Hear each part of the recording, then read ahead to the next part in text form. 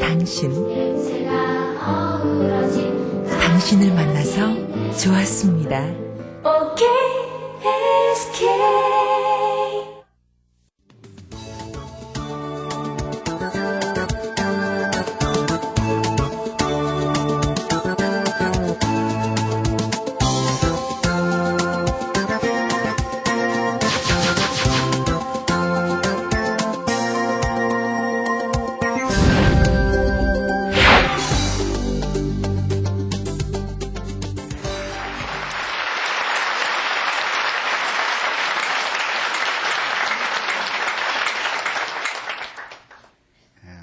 우선 이제 이 강의는 마태의 리더십을 선교와 관련시켜서 생각해 보기 위해서 마련된 강좌입니다. 마태라고 하는 이 인물에 대한 기록이 성경에 거의 나오지 않습니다. 보시다시피 나오는 구절이 몇 군데 있지만 그러나 이름만 거명이 되고 사도행전에서도 함께 기도한 사람의 명단에 마태의 이름이 나온 후에는 이 신약 성경의 역사 속에서 사라져버리고, 또 놀라운 것은 성경 밖의 문헌인 교회사의 문헌에서도 이 마태의 이름은 별로 기록에 나오지 않고 완전히 사라져버린다고 하는 것이죠. 그렇기 때문에 이 강연을 통해서 마태를 실제로 신약에서 선교에 어떻게 기여했고, 그리고 또 교회 역사가 그의 선교 활동에 대해서 어떻게 생각하는지를 가늠한다라고 하는 것은 원천적으로 불가능한 일입니다. 왜냐하면 자료의 결핍 때문에 그것이 불가능하다라고 하는 것이죠. 마태라고 하는 이 사람은 이 이름이 어디서 왔을까에 대해서 논란이 많은데, 많은 학자들은 이 마태라고 하는 이름은 시몬을 베드로라고 이름을 지어주신 것처럼 이 이름은 마태의 원 이름이 아니라 다른 이름을 가지고 있었는데 예수님께서 그에게 지어주신 이름일 것이라고 추측하는데 대부분 일치를 보고 있습니다. 이 사람의 원래 이름은 누가복음 5장에 의하면 레위라고 불리우는 사람이었습니다. 여기에서도 이것이 완전히 해결되는 것은 아니죠. 이 레위가 지파로서의 레위를 이야기하는 것이냐, 또 이름을 레위로 하는 것이냐에 대해서는 이름이 레위였을 것이라고 생각을 하지만, 그러나 이 레위가 진짜 레위 지파 사람이었겠느냐에 대해서는 아직 의견이 일치되지 않습니다. 또 어떤 학자들은 이 레위는 사실은 마태의 옛날 이름이라기보다는 레위의 아들 마태일 것이라고 추측을 하는 것이죠. 그래서 레위의 아들 마태일 것이라고 추측을 하면서, 그러면서 이제 이 마태가 누구냐는 문제를 풀어가고 있는 것이죠. 그런데 이제 이 레위가 나중에 예수님을 만나고 마태로 바뀐 사람일 것이라고 하는 의견이 대체적으로 이제 일치를 보고 있습니다.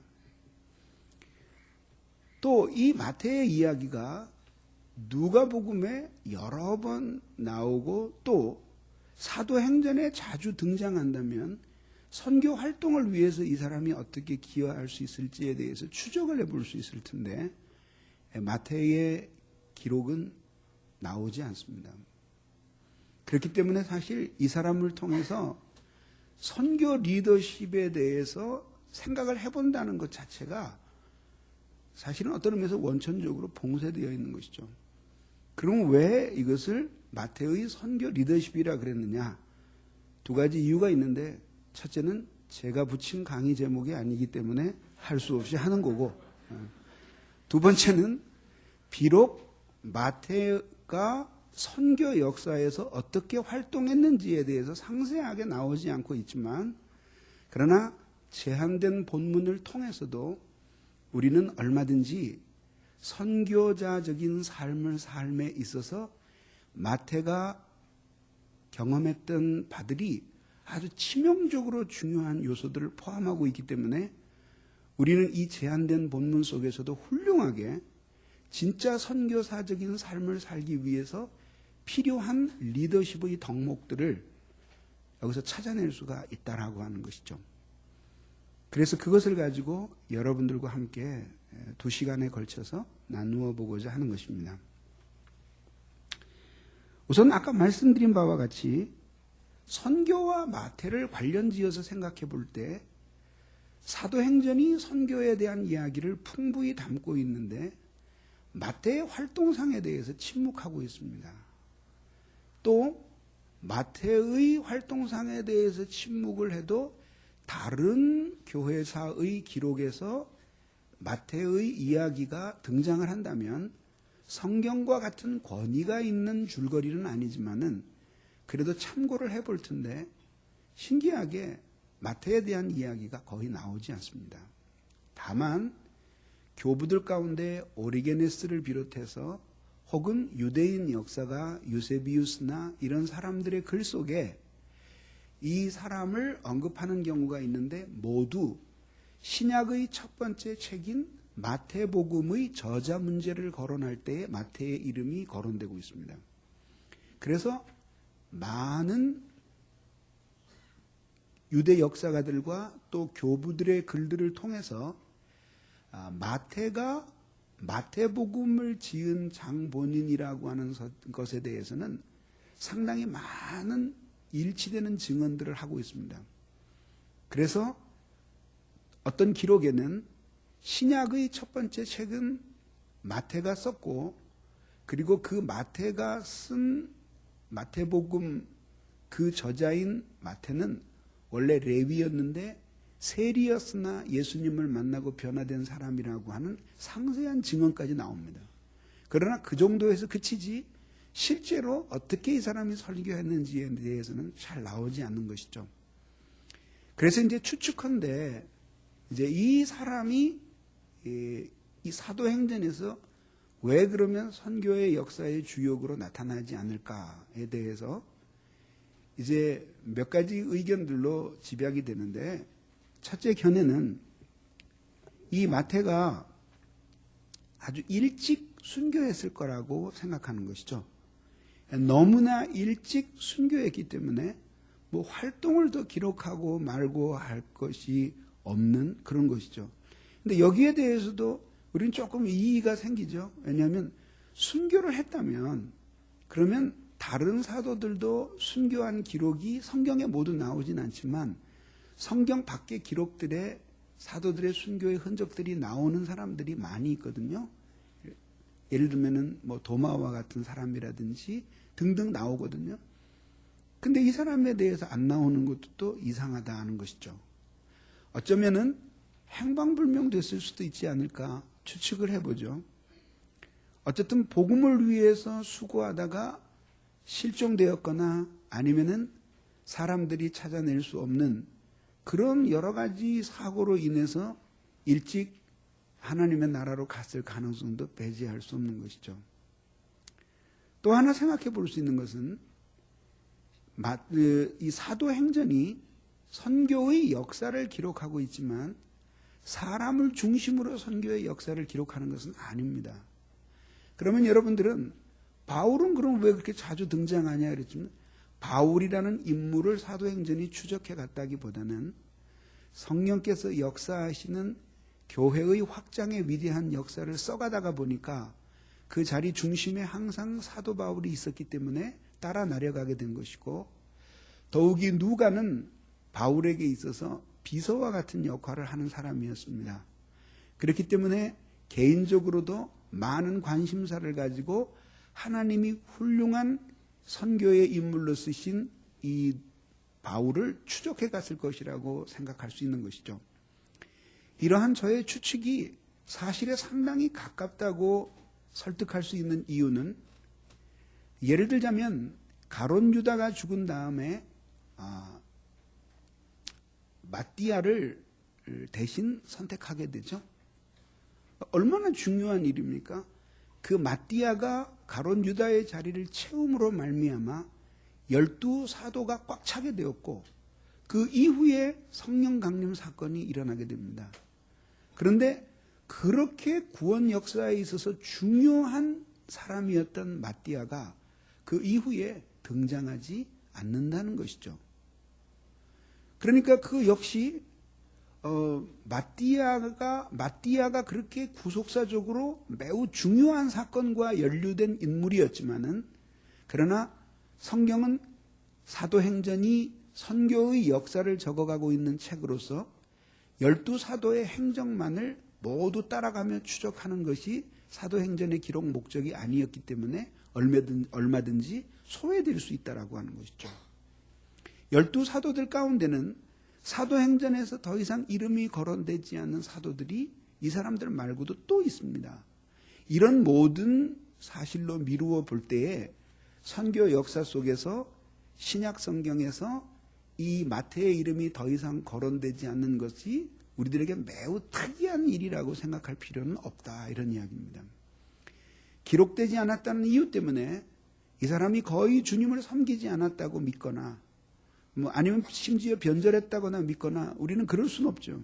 또 그런 사실을 보도하고 있는 자료들도 없기 때문이죠. 그래서 우리들이 확언할 수는 없지만, 그러나 우리들이 유추할 수 있는 사실은 이것이죠.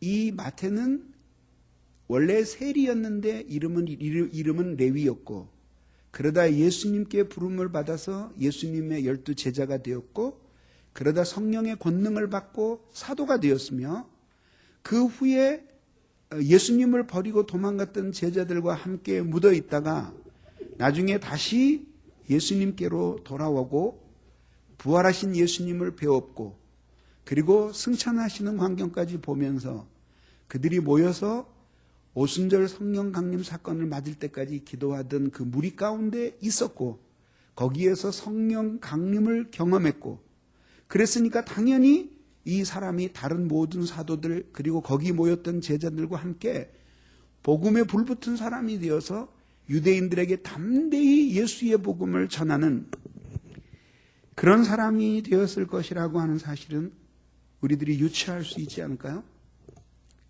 그리고 언제인지는 모르지만 죽는 순간까지 아마 그는 신약 성경의 포커스에서는 소외되었지만 어쨌든 복음 선교를 위해서 애쓰고 힘썼을 것이라고 하는 사실은 우리들이 어느 정도 가능성이 있는 확신을 가지고 추측할 수가 있겠다라고 하는 것이죠. 그러면 우리 여기에서 이제 이 마태를 통해서 선교적 삶에 있어서 리더십을 배우기 전에 리더십과 신앙과의 관계에 대해서 우리들이 먼저 생각을 좀 해보는 것이 좋을 것 같습니다. 이 리더십이라고 하는 것은 지도자로서 자기의 지도를 받는 사람들을 이끌고 특정한 목적으로 가는 것을 의미하는 것이죠. 그리고 리더십이란 바로 그렇게 해야 할 위치에 있는 사람들이 바로 그러한 목적을 함께 이루기 위해서 그들을 조직하고 이끌고 감화시키고 격려할 수 있는 영적이고 정신적인 인격적인 자질을 의미하는 것입니다. 그것이 바로 리더십의 정의입니다. 그래서 이 리더십은 우리들에게 매우 명백합니다. 하나님을 섬기는 자의 리더십은 섬기는 사람마다 각각 다른 작은 목표가 있지만 궁극적으로는 공통된 목표를 위해서 수고하는 사람들이죠. 이것을 비유로 들자면 전쟁을 할 때 항상 총을 쏘고 대포를 쏘고 총 끝에 대검을 꽂고 백병전을 벌이는 병사들만이 있는 것은 아니죠. 대포를 쏘는 사람이 있는가 하면은 또 비행기를 타고 날아다니면서 기총소사를 해서 혹은 폭탄을 날려서 그래서 아군이 공격하기에 용이하도록 적군의 주력 부대를 섬멸하는 공군도 있습니다. 그런가 하면 해안 가까이의 배를 접근시켜서 그래서 수많은 대포를 날려서 그래서 아군이 공격해 갈 때에 아군의 목숨을 노리는 수많은 진지들과 그리고 병참기지를 파괴하는 함포도 있습니다. 거기에서 근무하는 해군들도 있습니다. 어디 그런 사람들 뿐이겠습니까? 육군이 전쟁을 잘 하기 위해서는 맨몸으로 가서 싸우는 것이 아니니 무기를 만드는 공장에도 아마 군인들이 있을 것이고 또 군인들이 한 번 밥 먹고 전쟁 끝날 때까지 싸우는 것이 아니니 또 급식 부대도 있을 것입니다. 또 급식을 하고 나면은 차라도 한 잔 마셔야 힘이 날 테니 커피를 만들어 봉지에 담는 부대도 있을 것이고 심지어는 위문품들을 전국에서 모아서 여러 가지 잡식제까지 부대에 넣어서 보내주는 그런 우송부대도 있을 것입니다. 그들이 하는 일은 각각 다르고 목표는 아주 다양합니다. 그럼에도 불구하고 그들이 각각 기여하고 있는 작은 목표는 보다 궁극적이고 커다란 목표인 전쟁에서의 승리를 지향하고 있습니다. 바로 그것을 위해서 이 모든 작은 개별적인 활동들이 함께 모여서 작용을 함으로 전쟁에서의 승리라는 목표를 향해 달려가고 있는 것이죠.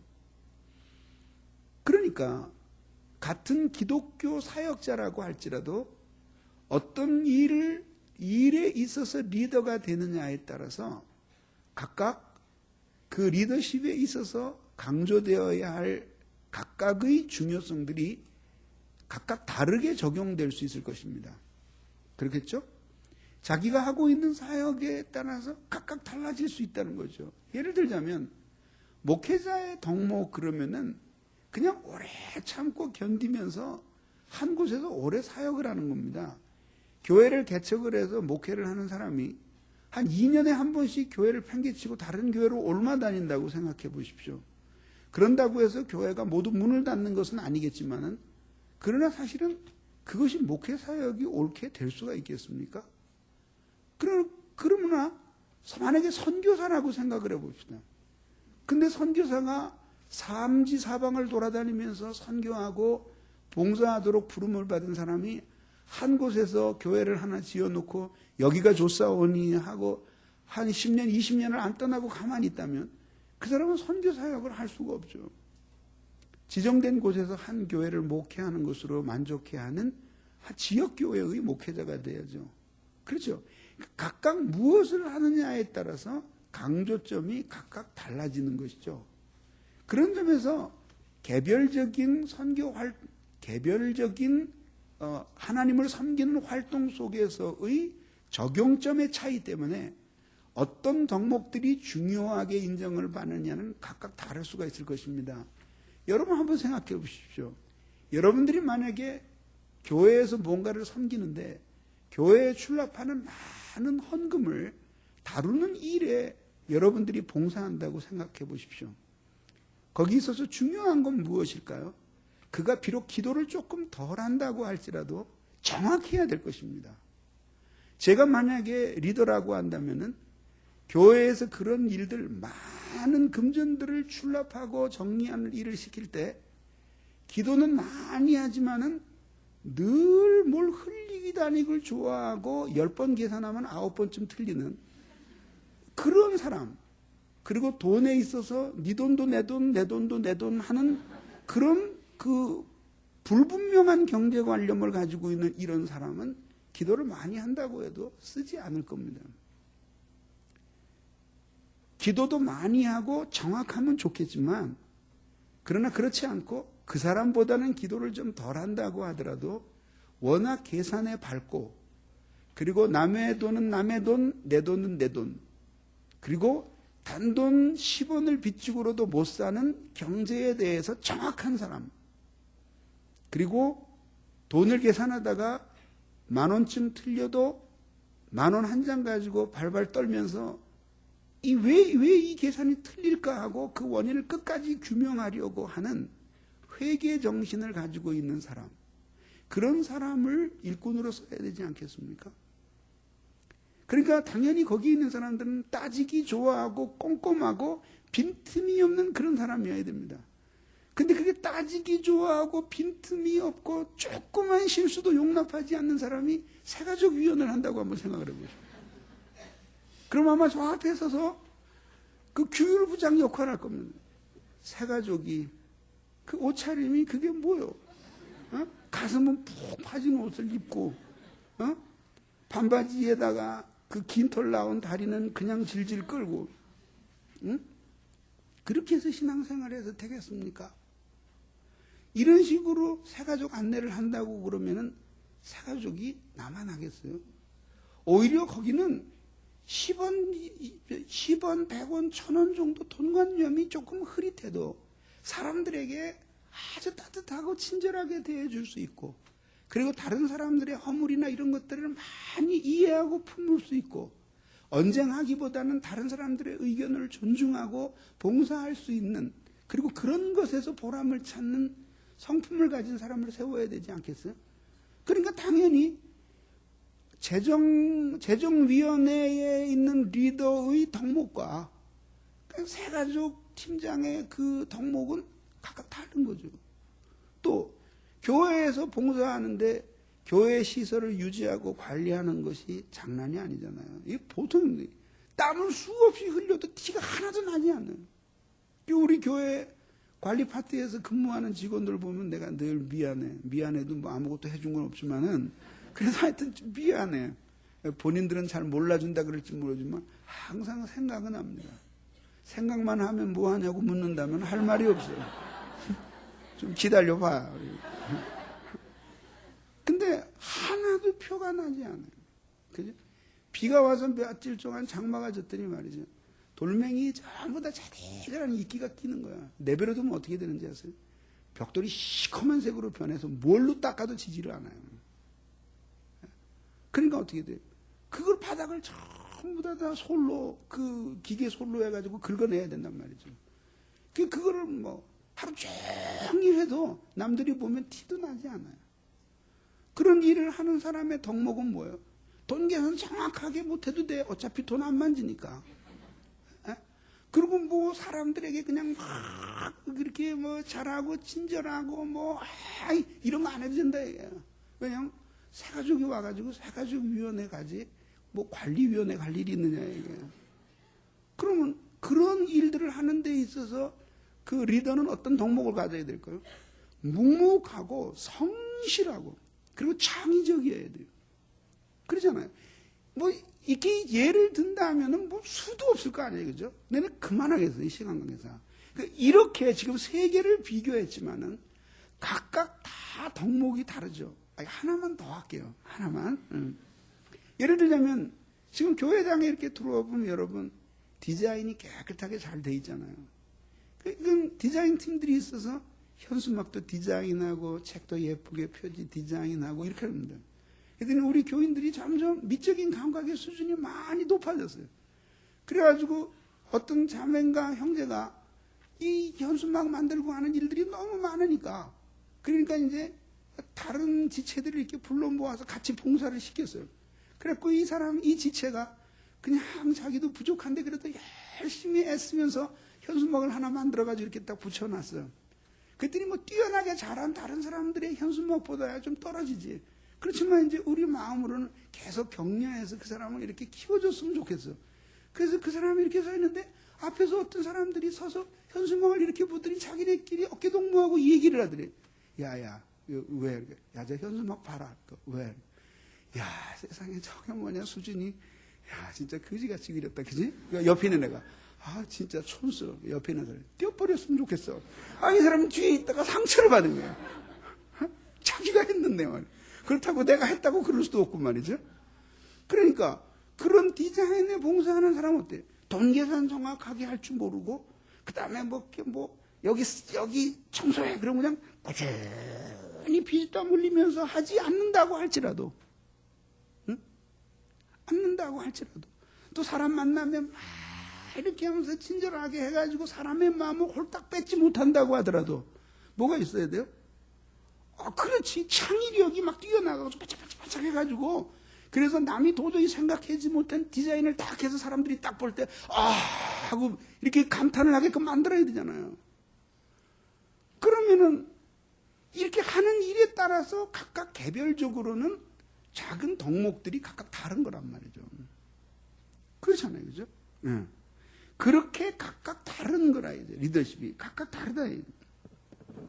그러나 이제, 이렇게 각각 다르긴 하지만은, 그러나 이 다른 것들이 중심에 있는 것은 아니라는 거예요. 디자인을 해도 그것은 교회를 위한 일이요. 교회를 위한 일은 곧 그리스도를 위한 일이요. 청소를 해도 성도들을 위한 일이요. 성도들을 위한 그 일은 곧 그리스도를 위한 일이고, 새가족들을 돌본다고 할지라도 새가족을 돌보는 것은 곧 새가족을 보내주신 예수님을 섬기는 일이란 말이죠. 그렇지 않겠어요? 그러니까 결국은 무엇을 섬기든지 다양한 섬김 속에 다양한 종류의 리더십이 요구되는데, 근데 그 중심에 있는 기본 정신들은 다양한 리더십 모든 것을 통합하는 중심 자리에 있는 이 자질들은 공통적인 거라 이거죠.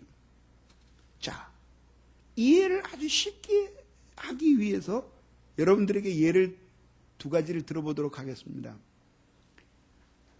제가 처음에 전쟁의 예를 들었고, 두 번째는 교회를 섬기는 것의 예를 들었습니다. 그렇죠? 자, 돈을 세고 계산을 하고 교회 재정을 꾸려가요. 그러면 교회에 돈이 많이 있을 때는 걱정할 거 없어요. 1,000만 원이 들어왔는데 겨우 100만 원밖에 교회에서 갖다 쓰질 않는다. 그럼 걱정할 필요가 없는 거죠. 그죠? 은행 지점장한테 커피만 얻어 마시면 되는 거예요. 돈 갖다 늘 맡기니까. 그런데 1,000만 원밖에 안 들어왔는데 교회에서 1,100만 원을 쓰겠다는데, 그러면 이제 쥐어짜고 고민을 하기 시작하는 거예요. 이걸 어떻게 돈을 갖다가 이걸 꾸든지 어떻게 하든지 해야 되나, 지출할 것 중에 어떤 것들을 좀 이렇게 뒤로 미뤄야 되나, 미뤄도 선교 활동에는 지장이 없을까, 이런 것들을 막 생각하면서 막 고민해야 되잖아. 그러면 섬기다가 고통이 오기 시작하는 거예요. 나는 그걸 끌어안고 이 재정팀의 리더이기 때문에 빚이 늘어나면 고민을 하고 성도들이 헌금 많이 들어오면 기뻐하고 그래. 그런다고 해서 10원도 내 통장으로 옮아가는 건 아니에요. 거기서 막 긴장이 오고 고통이 막 시작이 되는 거예요. 옛날에 우리 교회 질 때도, 지금들은 다 장로님들이 되셨지만은, 그중에 어떤 분은 그랬대요. 교회에서 돈은 없는데 자꾸 공사하는데 돈이 들어가니까 산꼭대기 올라가서 혼자 울었어. 그러면 왜, 무엇이 그렇게, 그걸 그만두지 못하게 하느냐, 이게. 무엇이 그만두지 못하게 하느냐. 네? 질문했어요? 두 번째, 디자인을 하는데 되게 아이디어가 안 나와. 그런데 내가 잔뜩 그려냈더니 앞에서 사람들이 저건 어느 녀석이 그러냐 그러면서 딱딱 띄어버리라 그러는 거예요. 근데도 그걸 참으면서 계속 봉사해. 그 무엇이 그렇게 하게 만드냐. 내가 관리 직원으로서 교회를 갖다가 빌딩을 해. 어느 한 사람이 와가지고 막 이렇게 칭찬해 준 사람이 없어. 뭐라도 누가 하나 이렇게 노래라도 한번 잘 부르면 박수를 치면서, 야, 역시 좋은 대학 나오더니 노래도 잘 부르는구나. 그 목사님이 가서 한번 설교를 하고 은혜를 받으면은 성도들이 앞에서 계속 악수하면서, 나보고는 별로 그런 사람 없지만은 어쨌든 은혜 받았습니다. 마치 그 목사님이 호주머니에서 은혜를 꺼내서 준 것처럼 말이죠. 은혜를 받았다는데, 누가 이 빌딩 관리하고 그러는 관리 직원 붙들고 막 손잡으면서 이 마당이 깨끗한 거 모두 당신 책임이라고 누가 그러냐. 오히려 잘한 거는 티도 안 내. 원래 그런 건 줄 알아요. 관리라는 게 그래. 잘한 건 원래 티가 안 나요. 마당이 깨끗하고 깨끗하네. 성도들이 안 어지럽혔네. 이렇게 생각하는 거죠. 지저분해. 이 관리 파트 직원들이 청소를 안 했구만. 이렇게 생각하는 거예요. 그러니까 잘 되면은 원래 그런 거고, 안 되면은 책임이에요. 그때 사람들이 다 그렇게 생각할 때, 그래도 그것을 꾹 참고 눈이 오나 비가 오나 변함없이 주님을 섬기게 하는 그것이 뭐냐 이게요.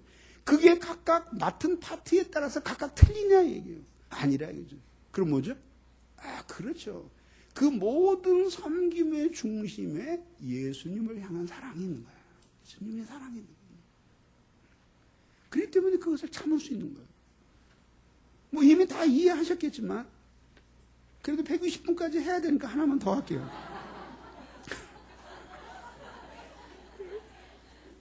그게 뭐냐면 전쟁이 일어나요. 그래서 어떤 군인은 그냥 아침부터 밤까지 건빵만 만들어. 그러니까 막 그 밀가루 뒤집어 쓰고 생난리를 하는 거야. 그래 막 더워 죽겠는데도 그거를 막 더군다나 튀긴 건빵도 있잖아요. 기름에다 튀기는 거. 그 기름을 튀기면서 여기 물집이 생기면서 생고생을 해. 다 때려치고 싶어. 근데 지금 전쟁 중이야. 참아야지. 이러게 하는 힘이 뭐냐 이게. 그게 뭐냐 이거. 아니 안 나가고 집에 가만히 있으면 사는데 비행기를 몰고 하늘로 떠. 하늘로 뜨는 거야 평상시에 재밌고 누구든지 한번 해보고 싶지만 아니 전쟁이 일어나는데 적지로 날아가는데 미사일 한 방 맞으면 그냥 영원히 시체도 못 찾잖아요. 대공포화가 막 수없이 쏟아져 나오는데 그거를 뚫고 목숨을 걸고 출격은 하지만 돌아올지 아무도 보장이 없는데 그걸 가. 그래가지고 적진 깊숙이 누구도 들어갈 수 없는 곳으로 들어가가지고 폭탄을 떨어뜨린다 얘기예요. 그때 막 수없이 폭탄이 날라오고 미사일이 추격을 하면서 막 거의 죽을 지경이 되는 거죠. 심하면은 막 그 중에 한 발 맞아가지고 뒷공무니에서 불이 막 붙어. 그런데도 그 폭탄을 떨어뜨리기 위해서 적진을 향해서 마지막에 기체가 불덩어리가 돼서도 죽는 순간에도 그 적군의 진지를 향해서 돌진하게 하는 그 동기가 뭐냐 이게. 그게 뭐냐 이게. 그게 뭐냐 이게. 분명히 가면 죽는데 제가 가겠습니다. 그러고 손들고 그러고 그 총끝에다가 칼을 꽂고 가서 적군과 피 흘리기까지 싸우면서 전쟁을 하는 그 사람. 거기에서 수많은 배고픔과 추위, 죽음의 위협, 질병 이런 것들이 있는데도 물러서지 않고 돌격 앞으로 하게 하는 그게 뭐냐 이게. 이게 건빵 만드는 군인 그거 동기가 틀리고 비행기 모는 군인 동기가 틀리고 대포 쏘는 군인 틀리고 뭐 물속에서 무슨 뭐 수중 폭파하는 대원들의 무슨 동기가 틀리냐 이게. 백병전에 나아가는 군인들의 동기가 틀리냐 이게. 동기는 모두 하나예요. 그게 뭐냐? 애국심이에요. 이 나라를 사랑한다. 내가 아니면 누가 이 나라를 지킬 수 있겠냐. 나쁜 놈들이 말이지. 이 평화로운 나라를 공격했다. 내가 민족의 이름으로, 이 나라의 이름으로, 이 백성의 이름으로 너를 징벌하겠다. 그리고 거기에 대해서 신명을 바치는 거예요. 그러니 애국심이 없는 사람들은 평상시에 월급 받아 먹는 데는 애국심이 필요가 없어요. 그럼 날짜 되면 월급 통장으로 들어오는데 무슨 애국심 갖고 가서 도장 찍고 돈 받아옵니까? 그 아무 상관없잖아요. 그러나 이제 고난이 오고 손해볼 일이 생기고 죽음의 위협이 왔다 갔다 하게 되면 필요한 것은 뭐냐면 애국심이에요. 애국심이 필요해요. 이처럼 다양한 섬김 속에는 각각 섬김의 종류에 따라서 다양한 덕목이 우선시되지만은 그러나 그 모든 것의 정중앙에는 공통된 덕목들이 있다 얘기입니다. 그리고 그 모든 덕목들의 핵심에는 그 덕목을 덕목을 생산해내는 가장 중요한 원천이 있는데 그것이 바로 뭐냐면 리더십의 중심이 되시는 그리스도 예수다. 이거죠. 그래서 하나님을 섬기고 모든 하나님을 위한 봉사에 종사하는 모든 사람들은 그리스도를 만난 사람들이야. 그들만이 제대로 주님을 위해서 봉사할 수 있는 사람들이 되는 거예요. 그래서 교회의 직원을 뽑을 때도 똑같이 당연히 교회의 직원을 뽑을 때는 돈을 만지면서 재정을 할 사람은 정확하고 양심적인 사람이어야 하고 관리 파트에서 일할 사람은 그 튼튼한 사람들이어야지 되죠. 그 가서 하루 나오고 하루 결근하고 그러는 연약한 육체를 가진 사람은 그런 일 할 수 없잖아요. 그렇지만 그런 모든 것들을 적합한 걸 가지고 있어도 교회를 사랑하고 예수 그리스도를 사랑하는 신앙이 없는 사람들은 그 자리에 오래 있을 수가 없어요.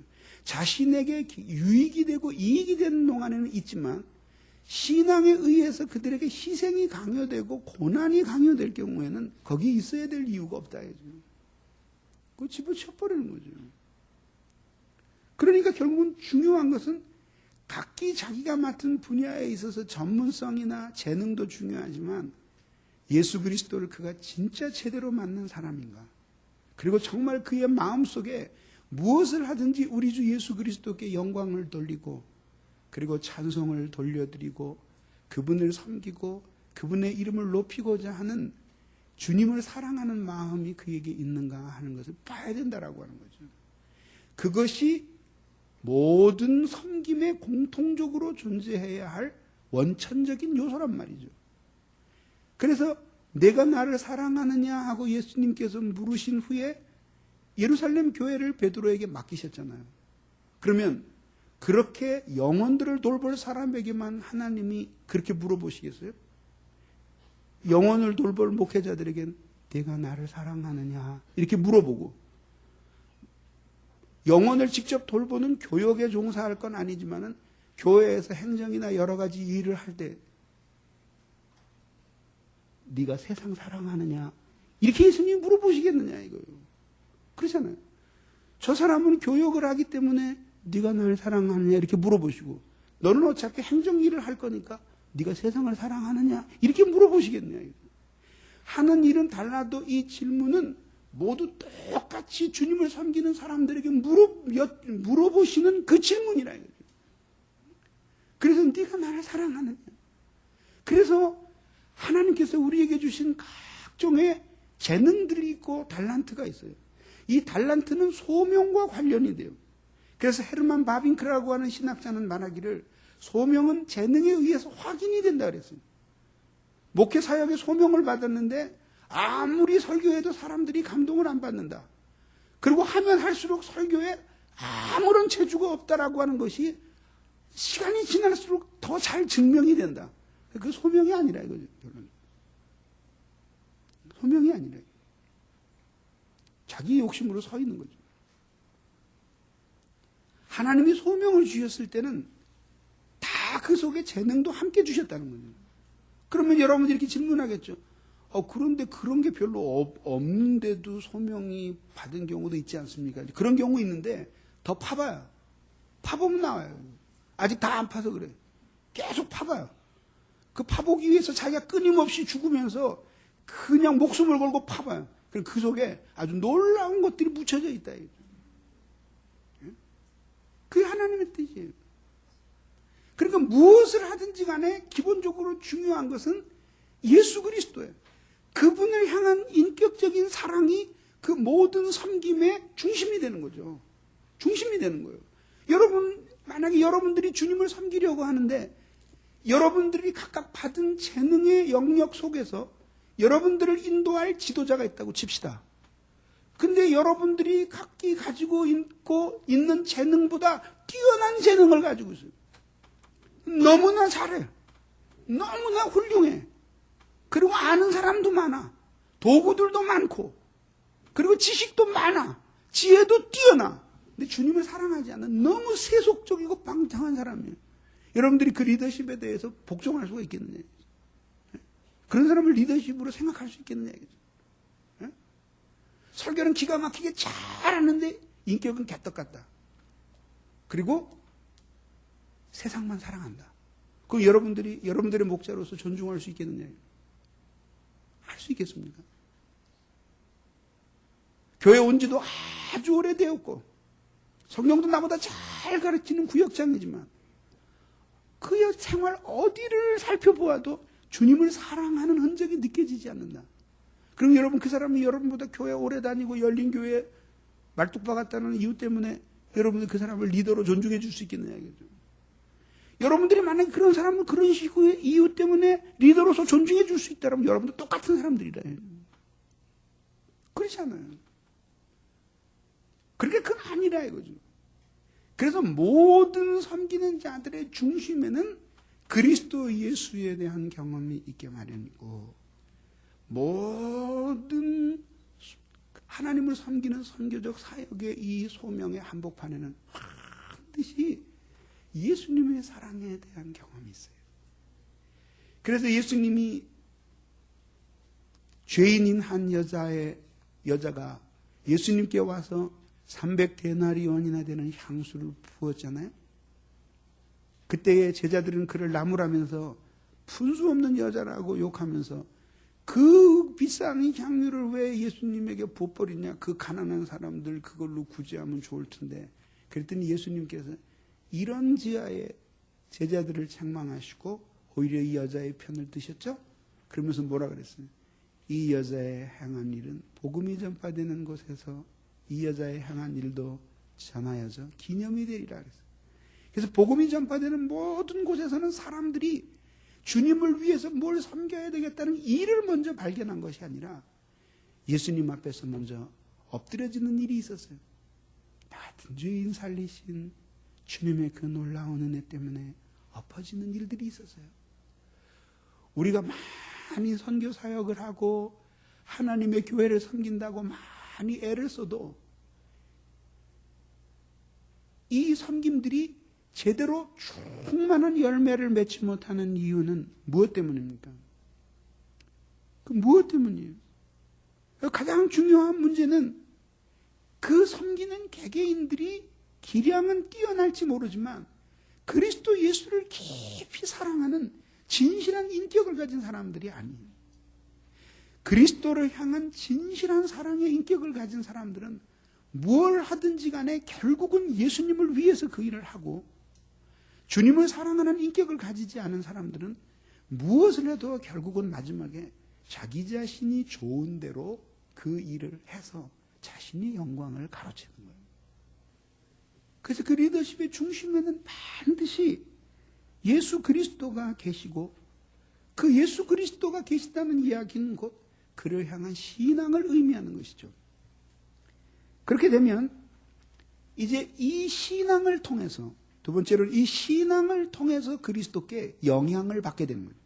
신앙을 통해서 그리스도께 영향을 받게 되는 거예요.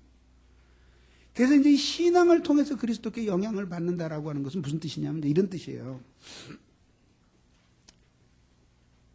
이 신앙이라고 하는 것은 반드시 사랑을 동반하는 거거든요. 그래서 우리가 주님을 믿는 신앙심이 깊다. 그 무슨 뜻이에요? 믿습니다를 많이 연발한다는 의미가 아니에요. 그분을 많이 의지한다는 의미와 또 하나는 그분을 깊이 신뢰하고 사랑한다라고 하는 뜻이 그 속에 포함되어 있는 거예요. 그분이 어떤 분인지를 잘 알기 때문에 그분을 전적으로 의지하고 신뢰하며 그분을 사랑한다라고 하는 의미라. 이게 바로 그분을 향한 신앙심이 깊다라는 의미예요. 그러니까 이렇게 예수 그리스도를 향한 신앙을 신자가 갖게 되면은 점점 자기를 의지하지 않게 되는 거죠. 왜냐하면 그리스도 예수가 누구신지를 알게 되면 알게 될수록 자기가 얼마나 비참한 죄인인지를 깨닫게 되는 거예요. 깨닫게 되는 거예요.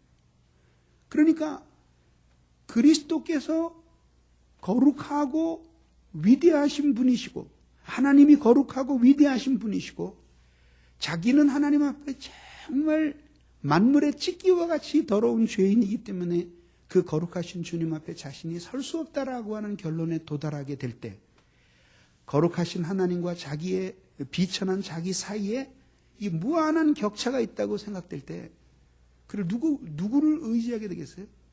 그리스도를 의지하게 되는 거예요. 왜? 그분이 바로 그렇게 거룩하신 하나님과 쓰레기같이 더러운 죄인 사이에 중보자가 되셨고, 그분의 그 중보의 공로를 통해서 그렇게 쓰레기와 같이 더러운 죄인인데도 우리 예수님을 통해서 하나님께로 가까이 가게 되기 때문이죠. 그리스도의 공로를 의지하면 의지할수록 자신에 대한 의지하는 마음들은 파괴되어 버리는 거죠. 그래서 마치 자기는 아무것도 아니고 그리스도가 전부라는 믿음을 갖게 되는 거죠. 그런 믿음을 갖게 될수록 그분과의 관계가 매우 소중해지지 않겠어요? 소중해지다 못해 마지막에는 그분과의 관계에 목숨을 거는 거예요. 그러니까 그분과의 관계를 깨트리고 무엇을 하라고 하는 것에 대해서 목숨을 걸고 거부하는 거예요. 그게 신앙의 순결이에요. 그게 신앙의 순결이에요. 그러니까 아까 얘기했듯이 무슨 사역을 통해서 하나님을 섬기든지 간에 그 사람이 예수를 만난 사람이 아니고 그리스도를 깊이 사랑하는 사람이 아니라면 이 같은 논리에 의해서 그는 순결한 지도자가 될 수 없는 거예요. 순결한 지도자는 누구예요? 단지 그 사역을 통해서 자기가 돈 안 받고 일하는 그런 것만이 순결이 아니에요. 중요한 건 뭐냐면 그가 얼마나 그리스도를 진실로 사랑하는 것. 그 신앙 속에 포함되는 개념이래요. 그분을 깊이 의지하게 되면 그분을 사랑할 수밖에 없어요. 또 사랑하면 그분을 의지하게 돼요. 그분을 의지하고 사랑한다라고 하는 것은 그분을 신뢰하는 것이고 안정되지 못한 모든 환경과 상황에도 불구하고 그분의 인격적인 보호 아래 자기의 모든 희망을 거는 거예요. 그러니까 그분이 자신의 소망이 되는 거죠.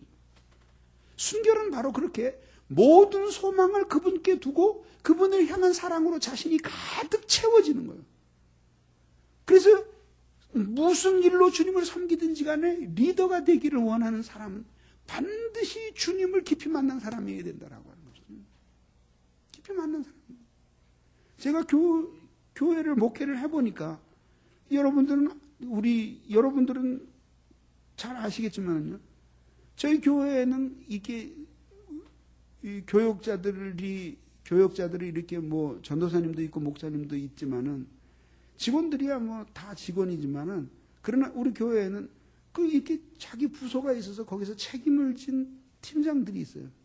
그런데 그 팀도 이렇게 보면은 그 팀에 몇 명 안 되는 팀을 데리고 함께 일하지만 거기에서 팀장으로 세워진 사람이 영적인 우위에 있을 때에는 조직이 안정되고 거기에 함께 일하는 지체들이 그 팀장을 많이 정신적으로 의지해요. 근데 영적으로 어린데 어쩔 수 없는 이유에 의해서 어쨌든 리더가 되었어요. 그럼 그 조직이 계속 불안한 거예요. 비록 저 사람이 나보다 일을 조금 서투르게 해도 그러나 자기들 다 퇴근하고 끝까지 남아서 밤이 새도록 나머지 일들을 다 뒤치덕거리를 해준다. 그건 헌신 아니에요? 조금 부족한 것이 있다고 해도 그렇게 철저히 헌신돼 있고 그리고 다른 것이 좀 부족하다고 할때라도 많이 주님을 사랑하고 그 점에 있어서는 자신이 항상 그 리더 앞에 설 때의 부족함을 느껴요. 그러면 그 조직은 안정되고 그 리더에 의해서 움직여진다. 그래서 이런 신앙을 통해서 그리스도와 연합되게 되면 그리스도로부터 끊임없는 영향을 받게 되는 거예요. 여러분 얼마나 그게 재밌는지 한번 생각해 보세요. 그 애들이 코미디 프로 같은 거 한참 쳐다보면은 말이 그 인기 있는 코미디언들 소리 따라가는 거 여러분 아세요? 거기서 어휘도 배우고 처음에는 흉내를 냈는데 한참 흉내내다가 보면 비슷하게 따라가는 거예요. 그렇다고 그 아이들이 그 코미디언이나 개그맨들을 존경하느냐 하면 그건 아니잖아요. 그런 게 아닌데도 습관에 대해서 그게 따라가는데 만약에 내가 누군가를 깊이 존경하고 그 사랑한다 그러면은 말이죠. 그 사람의 정신만을 따라가는 것이 아니라 그 사람의 행동하는 것까지 따라가서 배우게 되는 거죠. 배우게 되는 거예요. 그게 바로 우리 인간의 성품이 가지고 있는 특징이에요. 그 자기가 좋아하는 사람들에겐 친화력을 느끼면서 그 사람을 계속 닮아가는 거예요. 닮아가는 거예요.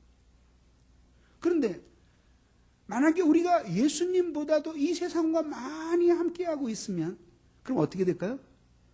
세상을 훨씬 더 많이 배우고 세상을 향해 마음을 많이 열게 되고 세상과 친하게 되는 거죠.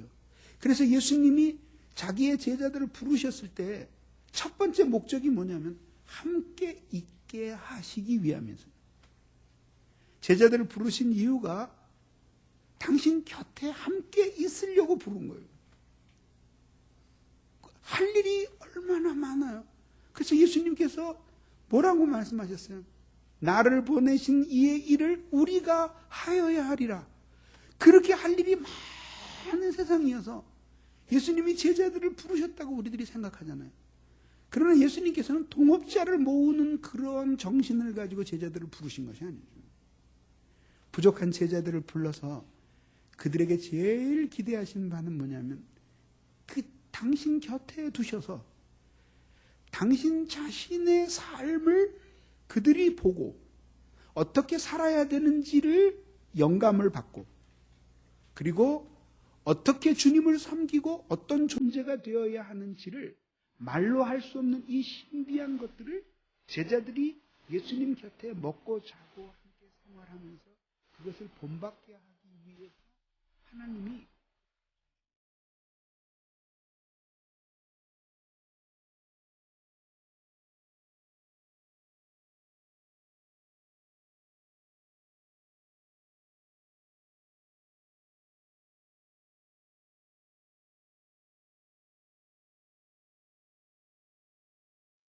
그가 비록 지금 예수 그리스도를 따르고 세상을 버린 이후에 유명한 사람이 되지 않았고 능력이 많은 사람이 되지 않았고 예수님이 아주 높여준 사람이 아직은 되지 않았다고 할지라도 비록 하나님의 나라를 위해 살면서 빌어먹다가 죽는다고 할지라도 두고 온 세상으로 돌아가지 않겠다는 확고한 결단을 이 사람들이 입으로 사용된 거예요. 내 생에 가장 귀한 것 주 닮는 것. 주님을 닮아. 사람을 소중히 여기는 건강기업 인상내추럴. 인상내추럴이 함께합니다. 정직과 성실한 믿음의 기업 동구제약, 동구제약이 함께합니다.